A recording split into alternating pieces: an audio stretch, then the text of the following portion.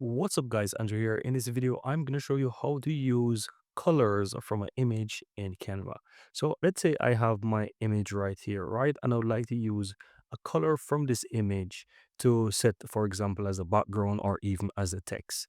How I can easily use that is to go ahead and click on whatever I want to change the color for. So let's say the text, I click on it and then I will just basically choose text color. Now you will see on the left side where it's going to show the image or the photo colors. And here it will show the photo or the photos that you have.